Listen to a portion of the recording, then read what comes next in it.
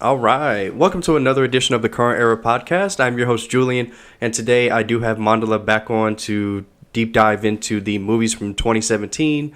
Guys, we're going to talk about so many movies. We're going to talk about movies like Logan, movies like Wonder Woman, movies like Get Out, and It, and Jigsaw, Pirates of the Caribbean, Dead Men Tell No Tales, Spider-Man Homecoming, Guardians of the Galaxy 2, Thor Ragnarok. So many movies, guys. So many great movies that came out in 2017. I'm really excited for you guys to hear it. And, I just want to give a special shout out to every listener that I have, every new listener. I really appreciate you guys riding with me on this journey. We do have more and more listeners, it seems like every day. So this podcast is growing so much. So thank you so much, guys. I have recently started up an Instagram account and a email address. So, guys, if you have questions or you have feedback, you can always leave the feedback in my Yahoo account, which is currenterapod@yahoo.com.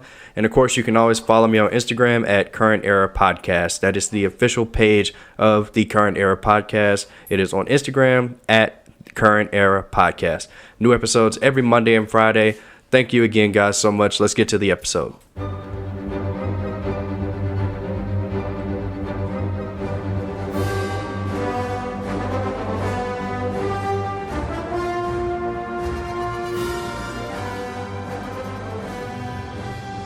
Mondi, what's going on, man? How you doing? What's going on? Let's do it. So, first of all, I just want to say these movie reviews that we've been doing are, they're fun, but they're also like some of my highest rated episodes, which is, I don't know. Yeah, I don't know why, but it's I guess people care. Yeah, I guess people care about our insights and they appreciate our opinion. So yeah, that's interesting. So let's go ahead and dive into these movies from 2017. Obviously, there's a lot of fantastic movies. We just talked about it off the air, but when I was doing the research for all the movies, I realized that there were like a plethora of superhero movies. So I want to start with that category. You want to start there? Yeah, I'm going to start there. Yeah. Okay. So the first one I put in the category was the Power Rangers movie. Now, Power Rangers obviously was something that took over my life in the 90s when it came out with the original Mighty Morphin Power Rangers. I was a huge fan. I loved the first 3 seasons of Mighty Morphin Power Rangers. And I'm talking like deep cut, like Tommy, Billy, Trini, like Zach, Kimberly, keep going, Jason. Yes, like yeah. So Aisha, Billy, Rocky. Aisha. All right. So yeah. Anyway, huge fan. So when I heard that they were making a movie based off of the original Mighty Morphin Power Rangers, I was excited. Power Rangers now, like the TV show, is so awful. And when I heard they were making a movie and they were getting the right people involved, they were going to bring in Jason David Frank and Amy Jo Johnson to do roles in it, I was excited. Mm-hmm. They started to announce some of the casting. I didn't particularly like any of the cast choices that they made, to be completely honest, until I saw the film. Okay, well, this is before the movie. Yeah, before the movie. Yes, before the movie. Okay. And then I watched the movie. I actually really enjoyed the movie. I thought Bryan Cranston would be awful as Zordon, and he kind of was, but he wasn't as awful as I thought he was going to be. He wasn't awful. It's Bryan Cranston. He can never be awful. Yes, he can. Mm-hmm. Okay. So, but yeah, I thought that in the Power Rangers movie, they paid proper respect to the OG Rangers. Mm-hmm. The scene towards the end when they were forming the Megazord and they had the Go Power Rangers theme playing. Let's go Power Rangers go! Okay, that's not how it goes, but I literally jumped up out of my seat. I was so happy.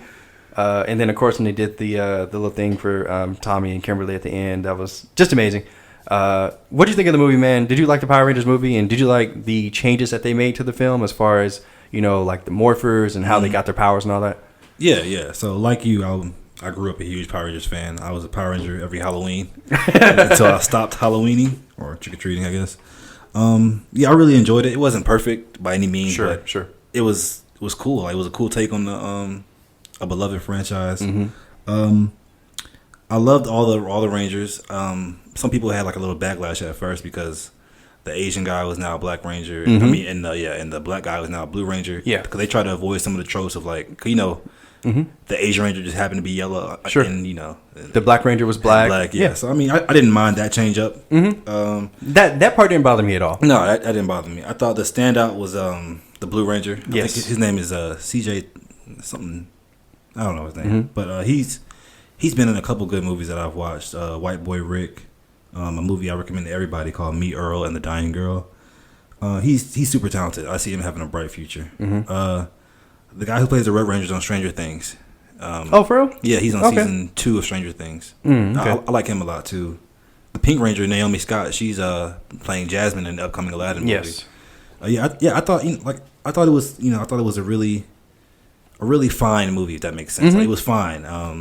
The Black Ranger didn't really get a lot of shine. Like, he had little to no character development. Yeah, for him, they gave him like a backstory of like his mom was dying or something. Yeah, it was very weak. Yeah. They gave, apparently Becky G, who played the Yellow Ranger, is supposed to be the first. Well, she was like a lesbian. They briefly explored it, but not really. But and they also had Billy being on the spectrum. Oh yeah, he was autistic, I believe. Yeah, so that was, cool changes. It worked for the movie, in my opinion. Yep. It was to me though, it was a really bold move by the studio to have them not really transform into their Ranger form until the end of the movie. Yeah, I agree. Because a lot of kids probably went into that movie to see that, but they took time developing the characters, and I think that paid off for people who enjoyed. Like, I really appreciated that. I was like, wow, okay, so we're not gonna, like, the first act of the movie, we're not gonna just jump into them being Rangers. We took time to know these characters and have them develop fully. And I really appreciated that. That was a bold move by the studio. Yeah, man. And another thing that I thought was interesting as far as like a creative choice, in the movie, they make the Power Rangers they were aliens essentially. Like their technology, Zordon and Rita, they were like aliens. Yeah. Obviously Rita is an alien from the original series and Zordon is too, but like the original Power Rangers, I never really considered them as aliens. But it makes sense though, really. No, it definitely does. Sense, yeah. I just never really considered that when they showed it to me in the movie. I was like, huh, that's a cool take on it. Yeah. And then obviously the ending, the post credit scene, great post credit scene for real Rangers fans. Yeah, they announced, they didn't really announce. They had a little speaker going and they were asking for Tommy Oliver. Now, any Power Rangers fan knows who Tommy is. Tommy is the most iconic Ranger in Ranger history. There was reports about them casting a female as Tommy Oliver, which I don't want to see at all. This has nothing to do with I swear to God, toxic masculinity. I'm not trying to be toxic, but no, bro, no, we can't have that. Just like Michael B. Jordan cannot be Superman, no, there cannot be a female Tommy Oliver. Yeah, now, I'm not here for that. If they're going to completely reimagine the character, that's fine, but do not call this woman Tommy Oliver. That's not Tommy. I'm sorry, that is had to. No, I totally agree with that sentiment, 100%. But yeah, and unfortunately though, we might not get a sequel because it didn't make as much as they thought it would, but I hope so. I'd be willing to see a sequel. Yeah, of course, I would too. But I think only like diehard Power Rangers fans actually went to see the movie. So that was me and you, basically. Yeah. But I thought it did okay. I think it made like 100 or so million, but okay. I guess they were expecting it to make 500 million. Yeah. I don't think it killed internationally as well as they thought it would. But so another movie I have on the list is Spider-Man: Homecoming. So I had a very different opinion on this movie than I know a lot of people do. So I want your take on Spider-Man: Homecoming. What do you think of it as a film? Okay. I really like Spider-Man: Homecoming. Okay. Going into it, I feared that it would be, me and other Marvel fans feared that it would be Iron Man would take over. Because based on the trailers, you saw Iron Man and he's kind of a mentor to Peter, and we like, we don't want an Iron Man movie. We want him to get his due. So leaving the theater, I was pleased. I thought it was Peter Parker's movie 100%. Iron Man had a very minimal role, but Robert Downey Jr. still walked away with a bag after that. Of course, after only 10 minutes of screen time. But I like the new interpretation of Peter. I don't know why studios in the past didn't incorporate the whole coming of age story mixed with the Spider-Man story. Like, it just makes sense when you know the character. Like, he's a high school student dealing with high school problems. It just makes sense to combine the two. I really liked Spider-Man: Homecoming. I thought it was dope. The villain was good for once in an MCU movie. His motivation as to why he was a villain, it made tied into the Avengers. It was great. I thought, and the Vulture is somebody he looks really lame in the comic books. Yeah. And they did a really great job on his character design of making him look like badass, making him look threatening. Yeah, he looked threatening. I agree. Looked cool. So obviously you don't agree with me. What are your thoughts on it? So I mean, it's not that I disagree. I wasn't a huge fan of some of the creative choices they made for Spider-Man: Homecoming. Okay. And you know, I kind of want to go back to Captain America: Civil War when they actually introduced Tom Holland Spider-Man. Mm-hmm. I loved him in that. I thought it was an awesome character introduction. He came in the fight scene in the airport and he was kicking everybody's ass. Yeah. It was fantastic. But even his scenes as Peter, that was great too. He was like, okay, this kid. Yeah. So when I saw Spider-Man: Homecoming, for some reason it felt kiddie. It felt really kiddie to me. Really? Like I felt like I was watching like a freshman in high school or something. Like everybody everybody looked like really, really young, and I don't know, I didn't like it. I think Aunt May was like 25. Like, hold on, time out. You know, he is a young. In the movie. He's 15 years old in the movie. I don't like that. You want 30-year-old Tobey? I mean, I love Tobey Maguire, but do you want a 30-year-old, 28-year-old Andrew Garfield? I wanted him to. I don't like spending too much time on like high school Peter Parker Spider-Man. So like if he was like that's 18 about to graduate, that's not 100% true. That's the essence of Peter Parker, is a high schooler dealing with these adult problems, but that's not all he's about. And as a Spider-Man fan, that's not what I wanted to see. You can't be a Spider-Man fan and not know that. It's not that I don't know it. It's just that I don't like that.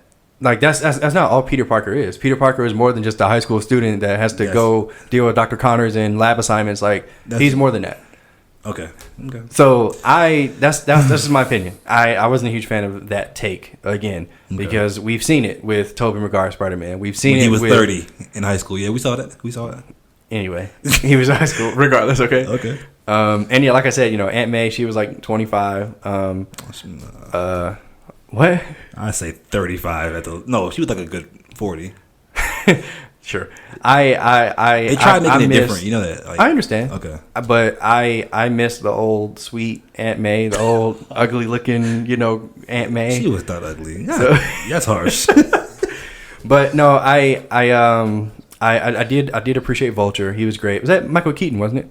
Yes, Michael Keaton. Yeah. Michael Keaton was pretty awesome as Vulture.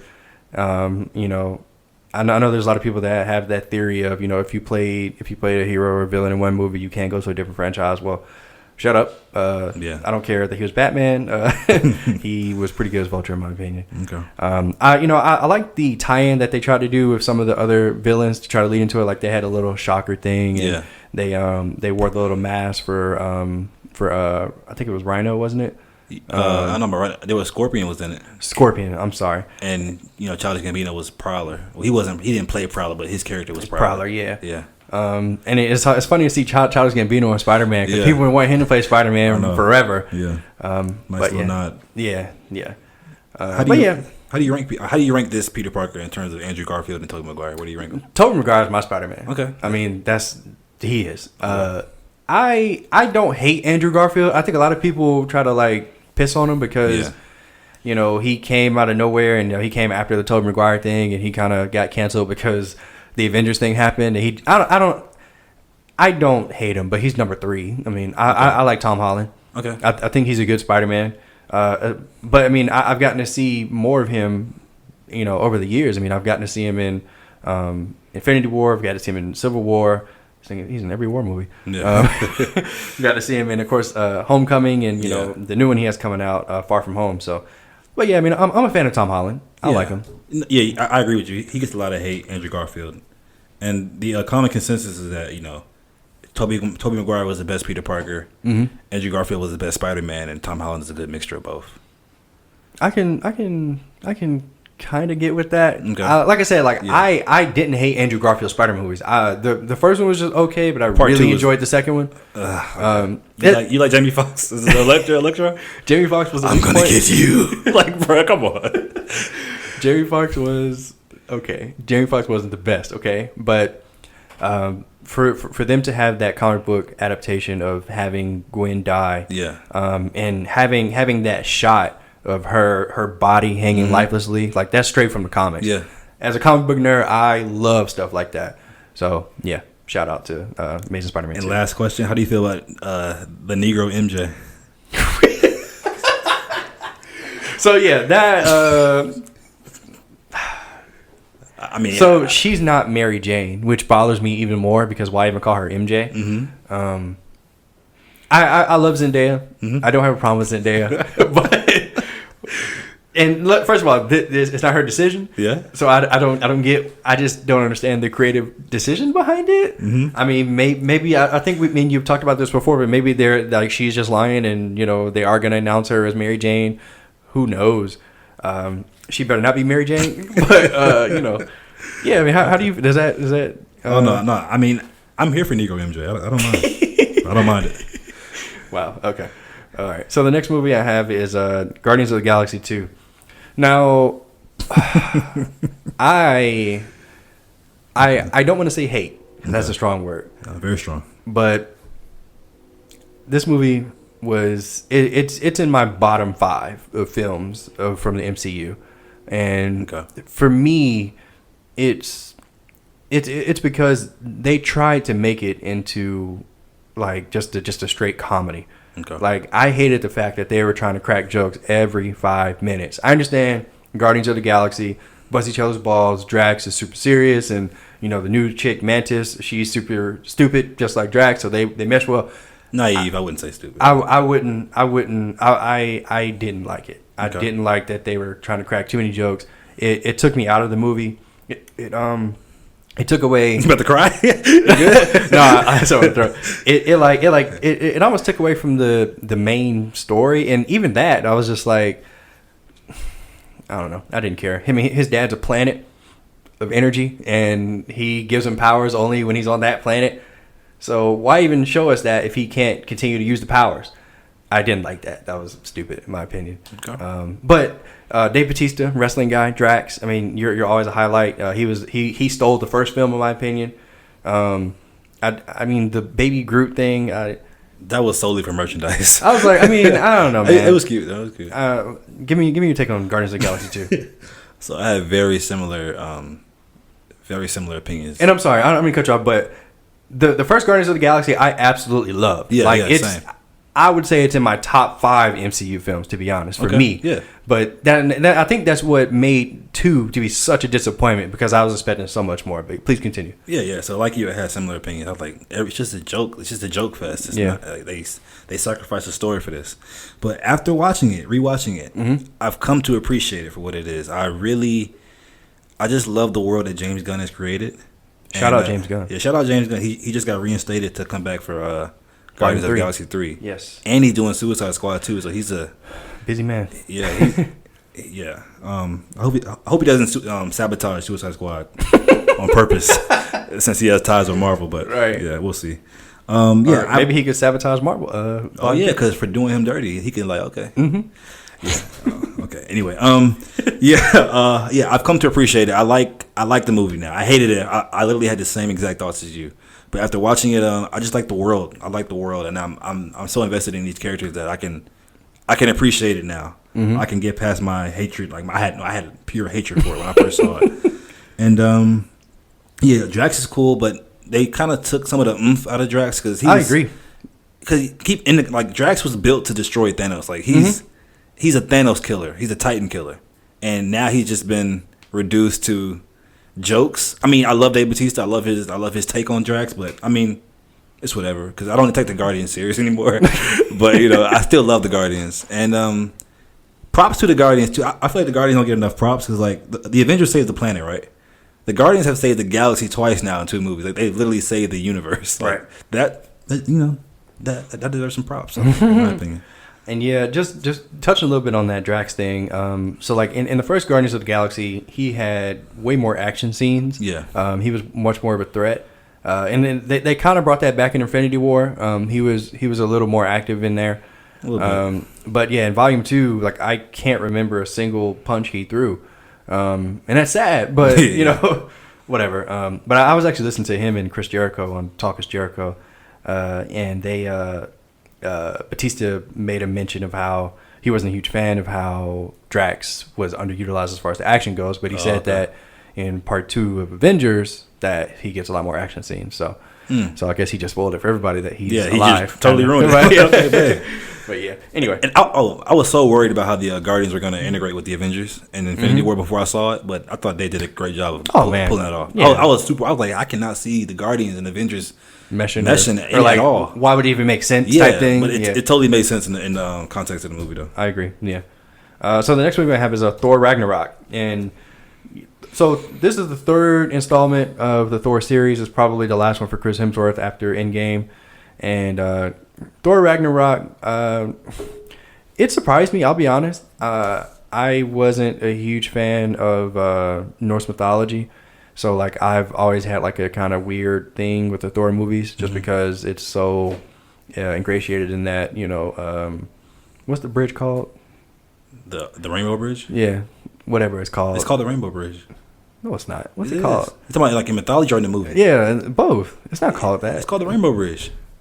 No, it's not. Anyway, whatever Thor's home world is and all that crap. It's not called the Rainbow Bridge. Asgard. That's the I'm saying, but that bridge is called the Rainbow Bridge. No, it's not. It's not. No, it's not called that. It's something. Somebody shout me out in the comments. Tell me what it's called. But yeah. And so Thor Ragnarok surprised me because they got off of Asgard. Like they went to like a totally different place in this movie.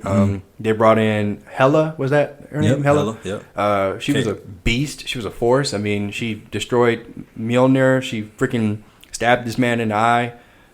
She like, I don't know. She was like an actual threat. Yeah. I put her up there with like, you know, real bad guys from the MCU that was actually like a threat. And you know, of course, having Hulk in it.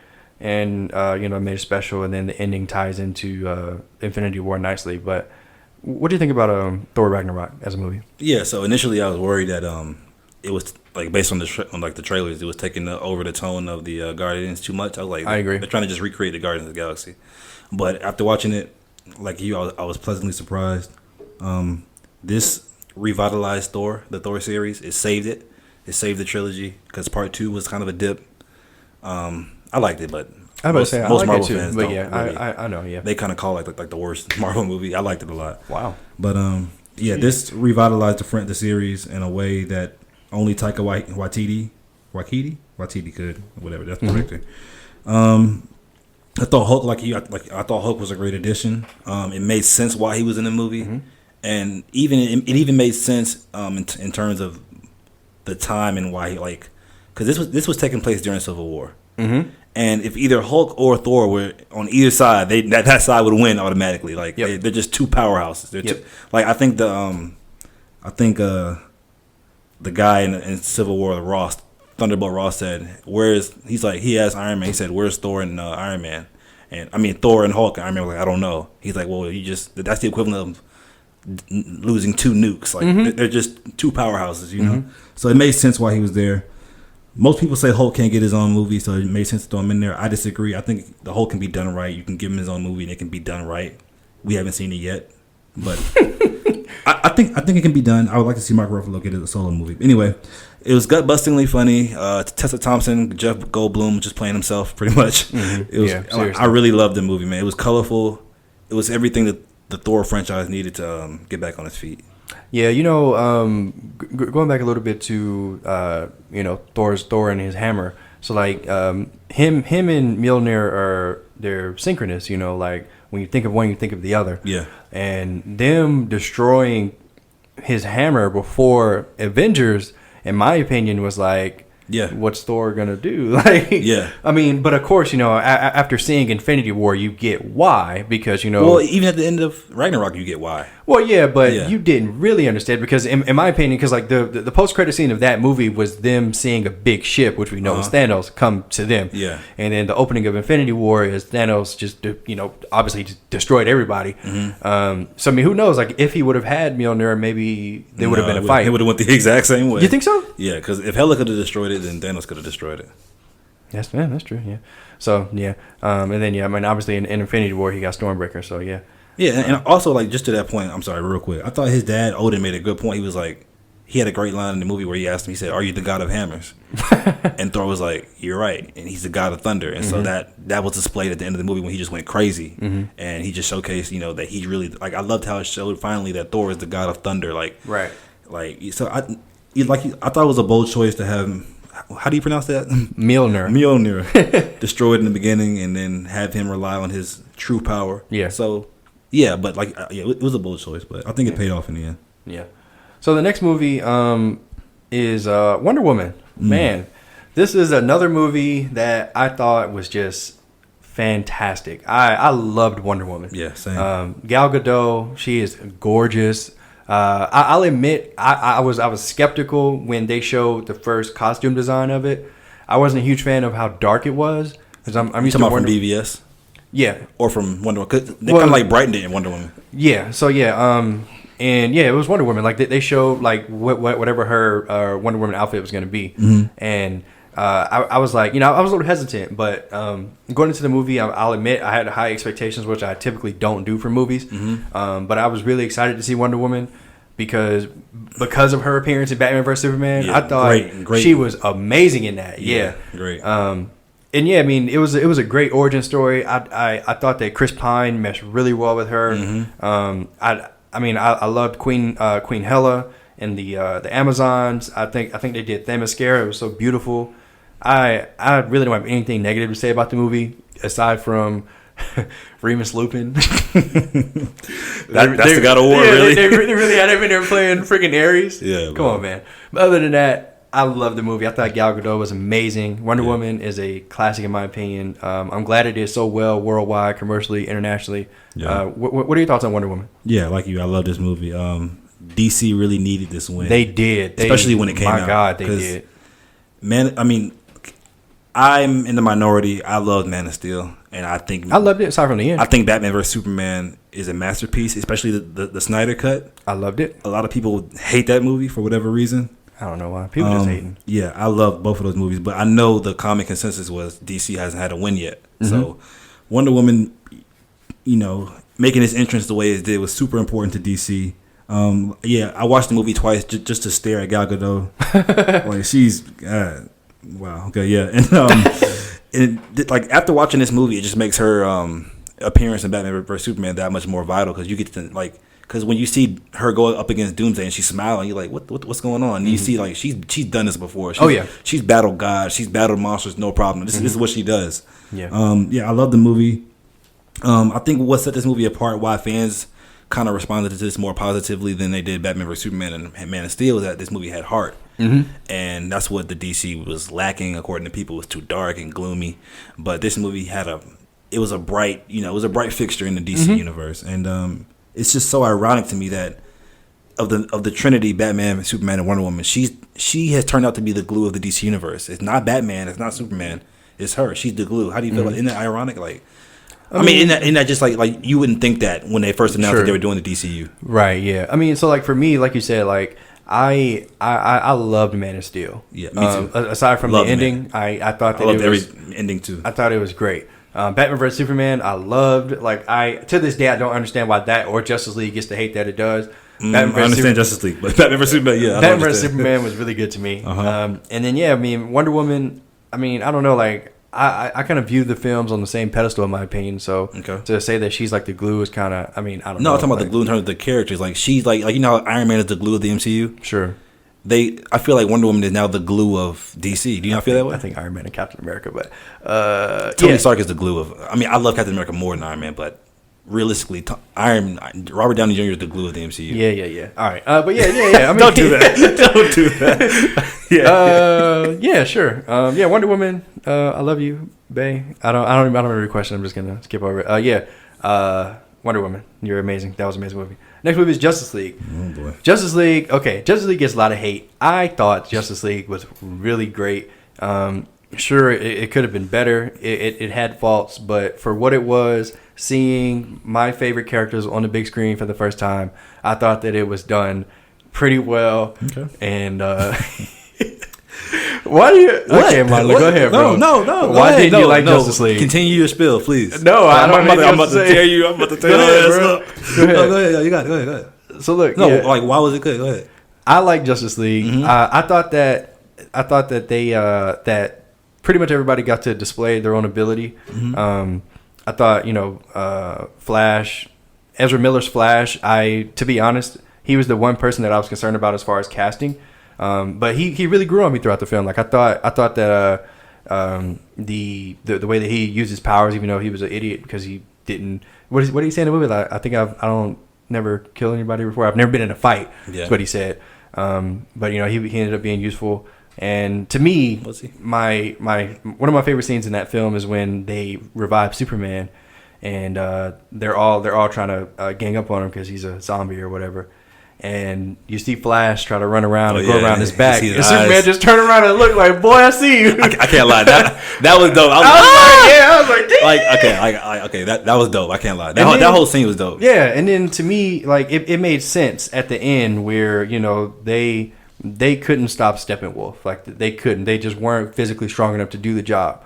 So when Superman came to, and he went in there, he did Superman stuff. Mm-hmm. They're like, he wasn't playing around. There wasn't I might lose. Like, he went in there, boop, boop, it's over. I appreciate that. Like, boop, boop. Like, it's over. Like, I don't need no playing around. I don't need no, like, I get electrocuted, kryptonite. Nah. Yeah. Like, Superman versus Steppenwolf, like, why are we even doing this, bro? Like, you're losing. I mean, he's still Darkseid's brother. He's still a formidable foe. Not the Superman. Okay. So anyway, yeah. So that's the. Let's see what Darkseid says about that. Mm-hmm, we will. And I mean the whole nightmare scene that Batman has, where Superman's evil, that could lead into a few other things. Mm-hmm. I liked it, man. I mean, I don't get why people hate the movie so much, but please tell me. You ready? Okay, cool. Okay, so I had a very rare thing happen with this movie. I went into it and leaving the theater the first time. I liked it. I'm like, wow, I like this movie. Mm-hmm. And then I saw it again, and I hated it. And that usually it's the opposite. Usually I hate a movie, I go back and I like it, and whatever. Sure. So, why do I hate this movie? Okay. So, of course, as you mentioned in your previous pod, everyone knows the Avengers, but DC's core is the most recognizable, iconic superheroes. Absolutely. Of all the comic books. Yes. Batman, Superman, Wonder Woman, Aquaman, Flash, like those are, those are the most iconic superheroes. Yes. And I guess Cyborg now, whatever. But they didn't want to put Green Lantern or Hawk Girl or John Jones. They just needed a black guy, and they needed some representation. So hey, let's throw in Cyborg. I know he was added in the New 52. But anyway, yeah, this movie did not do a good job of meshing these 6 iconic characters together. It felt rushed. It was obviously a ploy to compete with Marvel. Mm-hmm. They felt that they were drastically behind, which they were, and it's okay to be behind as long as you organically build up your team. And sure. So did you want it to be like a copy of what Marvel has done as far as release a certain number of films before they release Justice League? That's the only way you can do it, where each of those 6 iconic characters has enough character development. By the time you get to this movie, you care. I don't see how you can just put out a team like this and give each of them their due. Like X-Men did it, but they're not as iconic as these characters. You know what I'm saying? So you can't just jump out the gate with the team movie. I know they had BVS and Man of Steel and Wonder Woman. Yeah, but Aquaman, Flash, and Cyborg came in at the last second. Mm-hmm. They gave them little cameos in Batman vs Superman where their files were labeled with their logo name. That's one little thing I have against BVS. Like, that doesn't make any sense. Why was Lex Luthor's file of Flash have the Flash emblem already on it? Like, did he know he was gonna? Okay. Anyway, nitpicking. Yeah, nitpicking. Yeah. So the camaraderie came too fast too. Like, a team takes time to develop. I liked how in the first Avengers, how they all. The world was ending, bro. Like, you don't have time to, okay. No, I get that. I get that. But like I said, if you just would have built this up in a more organic way, mm-hmm. I would have appreciated it. It felt rushed. I didn't like how they threw in Joss Whedon. He was the director of the first Avengers movie. Mm-hmm. So people thought it was going to be a home run automatically. No.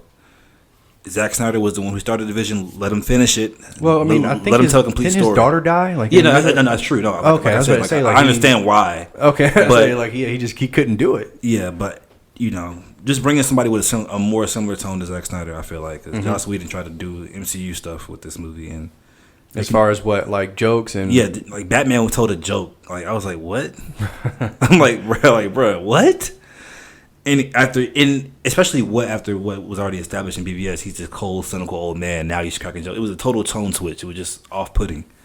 What else do I have to say about this stupid movie? The CGI was abysmal when it came to Steppenwolf. Oh yeah. Many people say he looked like a PS2 graphics. Like it was like him compared to Thanos is like whoa, no comparison. Yeah, and you can't compare them because they have they're both these aliens from other worlds and they're here to cause ruckus or whatever. The positives though, like you said, that Superman scene was amazing, just showcasing how strong he really is compared to everybody else. What else was it? Gal Gadot was another positive. She was a bright light coming fresh off Wonder Woman. Flash's running sequences were really dope. I like how because I watched the Flash on CW. Well, I stopped watching it, but it got terrible. But I used to watch it, and so I was wondering how they could show Flash running in a different way. Yeah, and I thought his way was way cooler than the CW way. I mean, of course they had more money, but I liked how his lightning is blue, it slows down time, kind of. I'm excited for the Flash solo film. I thought Ray Fisher. I was crapping on Cyborg, but he did a good job of depicting Cyborg in my opinion. He had pathos. I felt for him. Yeah. I mean, he worked with what he had. I mean, you know, how many times have we seen the Cyborg origin story on all these animated shows and comic books? So, I mean... Yeah, that's very true. Yeah, I mean, he did what he could. But yeah, I mean, that's all I have to say about Justice League. Part 2, I think DC is smart, though, they're not bringing rushing Part 2. Anymore. Yeah, they're not rushing. They're going to let it build, and if the fans want it, they're going to get it. So... I guess. I mean, but now it's kind of all messed up, man. I mean, what you are you know, talking about? because I mean, you know, there was reports that Henry Cavill is not going to be Superman. There's, you know, Ben Affleck is done playing Batman. Yeah. So like now they have to recast the characters or reboot the universe, and I hate that. I enjoy continuity. Like that's one thing that Marvel has going for them is that they have this continuity. Except for the War Machine thing. Well, except for Hulk too. Oh yeah, Hulk too. Yeah. But I mean. Batman and Superman? Yeah. Come on, right? Your two franchises? You know, those are, you can't. But the Flash thing, the Flash paradox thing has a kind of explainable way to cast different people. I'm so sick of Flash pairing, bruh. Like, I'm so sick of it. Like, that's another thing. It's an easy gateway to cast new people, though. I guess. They better not do that. So the last superhero movie I have on here is Logan. Mm-hmm. So Logan is, man, it's the quote-unquote end of Hugh Jackman's reign as Wolverine. Yeah. Hugh Jackman is my Wolverine. I still to this day, I cannot picture anybody else taking up the mantle of Wolverine. I know that Disney has just acquired Fox, and we're going to see Wolverine probably in Avengers 10 or whatever. But, man, this movie, I know people thought it was like a masterpiece, but I thought that it was 30 minutes too long. Okay. This movie was so long. It was like 2 hours and 45 minutes. Like, it was ridiculous how long it was. I thought that they could have cut out that entire scene where he went to that black family's house and got them all killed. Like, that was like 30 minutes that I didn't need to see. But that added to the, you know. To the what? It added to why he knew that he just couldn't keep doing this anymore.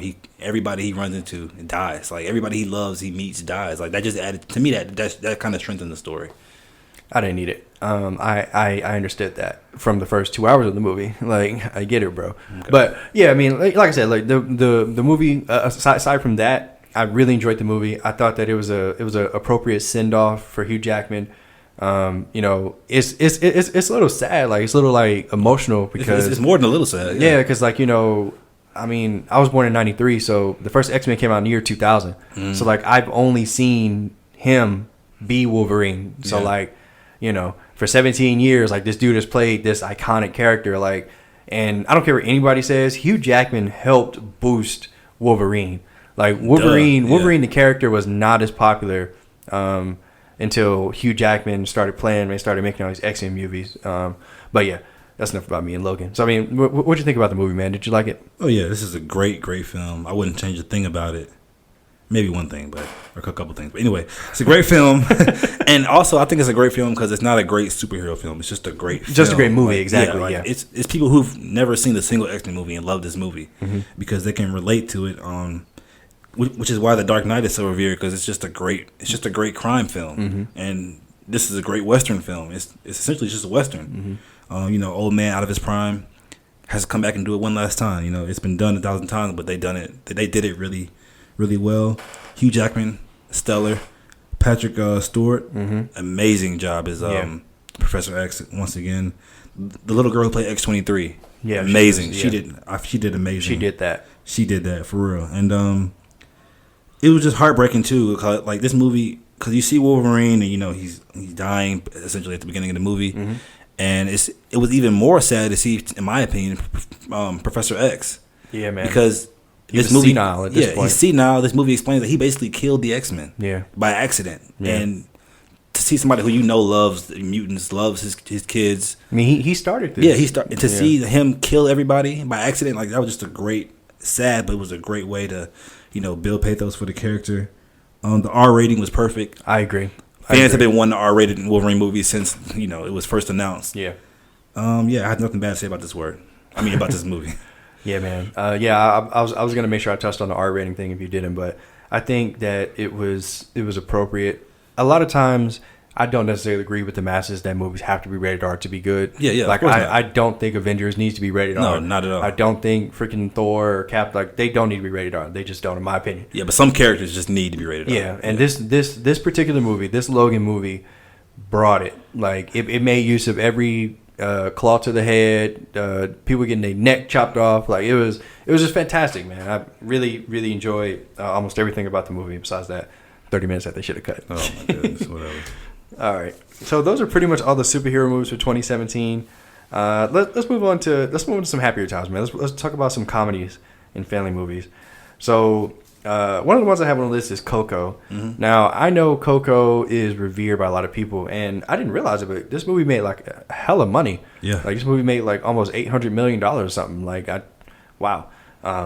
But I did not see the movie, so I know that you did though. So give me your thoughts on the movie Coco. Yeah, this movie was super sweet and endearing. I love seeing Mexican culture fully embraced respectfully. Mm-hmm. So shout out to Pixar for that. I mean, I think this movie, it's just a cute movie. Like, I think it's overhyped a little bit.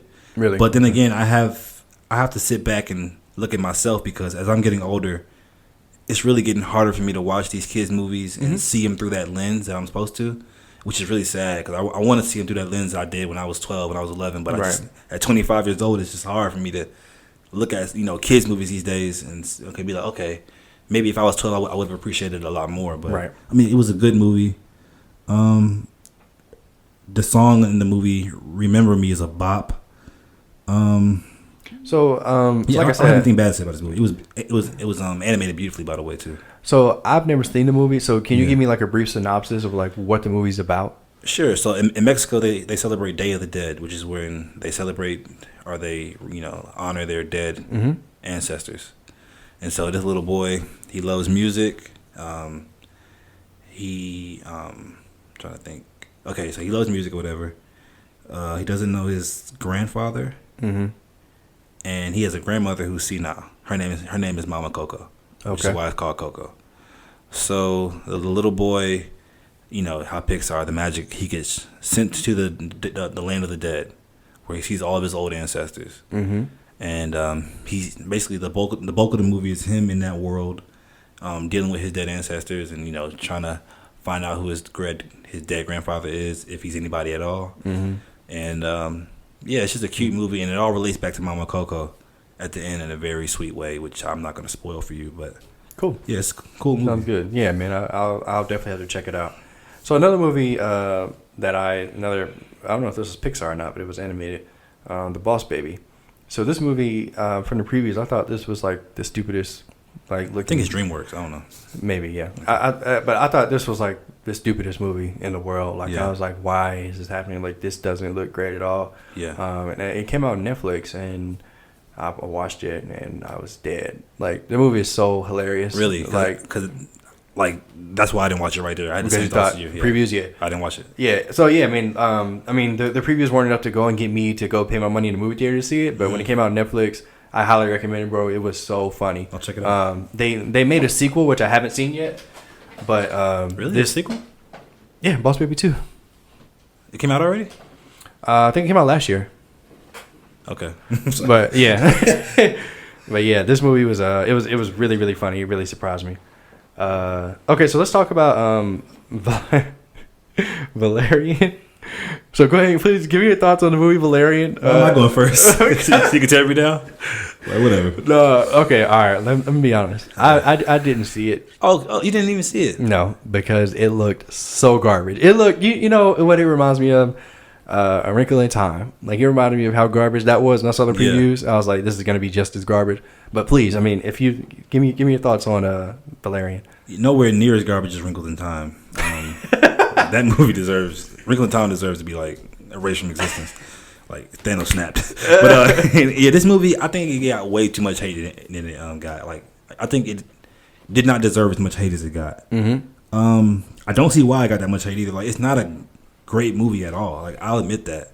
But it was entertaining. I mean, I sat through the movie and I was just like, okay, cool. Like, but like, people were trashing this movie. And keep in mind, I know it's based off a comic book. I never read. Oh, it is? Yeah. I didn't know that. I never read the source material, so I didn't have anything to base it off of except what I saw. And what I saw was cool. I largely went into it for Rihanna. Mm-hmm. The same reason why I largely went into Ocean's 8. And yeah, she was amazing in the movie. I mean, I guess so. I don't know. She had like a little 5-minute sequence, but she's so fine. Anyway, yeah. I like the lead of the movie, Dane DeHaan. I've liked him ever since Chronicle. Didn't he play in Spider-Man? Yeah, Amazing Spider-Man 2. Yeah, he was Harry. Yeah. Yeah. Cara Delevingne, she was serviceable. She's a model, so it was like I didn't expect too much out of her. That sounded bad, but yeah, like, it's not a great movie. May not be good. Did the movie make sense? Yeah, it makes sense. Yeah, but it's like it got trashed. Like, people were just trashing this movie, and I mean, it's from the same director as The Fifth Element, guys. So you know, oh wow, so you know it just can't be trashed, like, right? So like The Fifth Element, I love that movie. Yeah, like that's like a really, really fantastic movie. Yeah, and then with Luc Besson, I believe. Yeah, that's the director. Okay, maybe I'm not giving you a chance. Sorry. Okay, so let's move on to Girls Trip. So Girls Trip was a movie that I didn't really want to see, to be completely honest. Yeah, that's fair. I mean, you know, I'm married, I have a wife, and, you know, she loves Tiffany Haddish, and she loves Jada Pinkett Smith, so we went to go see the movie. Mm-hmm. You know, I don't always get a choice in these things. Yeah. So I was pleasantly surprised. This movie was hilarious. I thought that it kind of reminded me of when I went to see The Hangover, because when I went to see The Hangover, I really didn't know what I was going to see, and it was just heavy, like gut belly laughing. Like, it was so funny. Yeah. And then Girls Trip was kind of the same way. I can't say it's as funny because it wasn't. It wasn't. But it was still it was funny in its own right. Yeah. I can't say it was a good movie because it wasn't. But it was really funny in my opinion. I thought that it was a lot more funnier than I thought it was going to be going into it. But what do you think of Girls Trip? Yeah, it was hilarious. This movie broke Tiffany Haddish, so this was what made her who she is today, for better or for worse. For worse. You know, no one thought a movie with 4 black women as the leads could make as much money in a comedy can make as much money as it did. Mm-hmm. So I'm glad it proved people wrong. Like, this movie, you can't say too much about this movie. It's a lighthearted comedy. I look forward to part 2. I know it's been, you know, they're making another one? Yeah, it's been greenlit already. Oh, Jesus.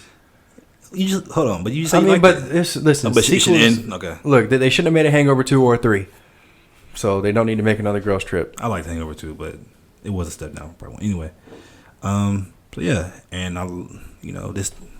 it brought many things to our society that maybe the masses didn't know about. I.e., grapefruiting. Mm-hmm. Do you? Never mind. And yeah, it was just good to see a quality black comedy, man, because we don't get too many of them. Okay. Okay, so the last one I have on the list for the comedy and family category is Happy Death Day. So they are making a sequel. I think it's actually already out at this point. It's definitely already out. I saw it like 2 weeks ago. Oh, okay, yeah. Did you like the sequel? Yeah, I like this and the sequel. Oh, okay. So the first one, this one, Happy Death Day, it's kind of like so going into it, I thought it was going to be like a horror movie. Yeah. But it wasn't. Like, it wasn't scary at all. So, but anyway, I wasn't a huge fan of this one. Okay. Because the concept was a little idiotic in my opinion. And the payoff wasn't that great. Like, I didn't like the fact that, the person that did it was it was like her roommate or something. Is that right? And it was just because of spite, essentially. Yeah, well, yeah, because in the movie she's having like an affair with the professor, and the roommate wants that affair to be her. So yeah, it's out of spite. So yeah, so she kills the girl, like literally kills the girl out of spite. Yeah, but they don't really explain why she keeps like reincarnating and waking up. Like, and I kind of like part 2 they do. Oh, they actually explained it in part 2? Yeah. Okay, well, I'm not talking about that. I'm talking about part 1 where they didn't explain it. Okay. So I had to grade it on what I've seen. Okay. And yeah, that was like a huge miss for me. I mean, you know, I wish that they would have. miss. Yeah, like I wish they would have explained something because like Yeah. this girl in seemingly ordinary world just kept waking up and reliving the same day after she keeps getting killed. But I mean, don't get me wrong. I mean, it was fine. It was a good little Tuesday night $5 popcorn movie. But yeah, I mean, what'd you think of Happy Death Day? Yeah, it's interesting you put it in this category of comedy and family because like it was advertised as just strictly a horror movie, but it has some comedy elements to it. Mm-hmm. But I really enjoyed it because it was just different. I liked it a lot because it was a fun take on the whole repeating the same day genre. I guess. I think they did that Groundhog Day. Is that correct? Yeah, I think that started it, and then Edge of Tomorrow did it too. But yeah, it was just a great take on that and a horror spinoff. I mean, in a horror spin. And it was like a kind of like a Mean Girls type comedy, which I thought mixed actually really well. And I benefited from watching this movie the day of I watched. Okay, so I watched Happy Death Day to You, right? But I only watched part 1 because I wanted to understand what was going on in part 2. So I watched them back to back. So that hugely benefited my experience because like the second movie takes place like the next day after part 1, like because part 1 takes place during one day. And part 2 takes place like the next day, and it's a similar thing that you see that you maybe wouldn't catch if you waited a year to watch it. Right. So I enjoyed both of them. I think part 2 was a little bit worse than part 1, but I like them. It was a cool, cute little movie, and the lead of this movie, I think she's a star in the making because she held this stupid premise together in both movies, and she made you really want to attach on to her character. I think she's a star. That's an interesting take. I didn't like her at all in the first movie, so okay, that's interesting. So that's all for the comedy and family category. All right, guys, I'm going to stop the episode here this week. Thank you so much for listening. Like I stated earlier, guys, me and Mondi, we did about a 2-hour pod, so I wanted to split it up for you. This first episode, we talked a lot about all the superhero movies, and my goodness, there are just so many that we had to get to them all. I hope you guys really enjoyed this episode. Next week's episode, that's going to drop on Friday. We are going to talk about the horror movies and the other great movies from 2017. And of course, that includes Get Out. Guys, me and Mandala deep dove into Get Out. It is such a fantastic conversation. I can't wait for you guys to hear it on Friday. And thank you for all my listeners, all my new listeners. I know that I've had a bunch of new listeners within the past week or so. Thank you so much for listening, guys. I really appreciate it. Please continue to hit that download and that subscribe button. I really appreciate it, guys. Thank you. Thank you so much.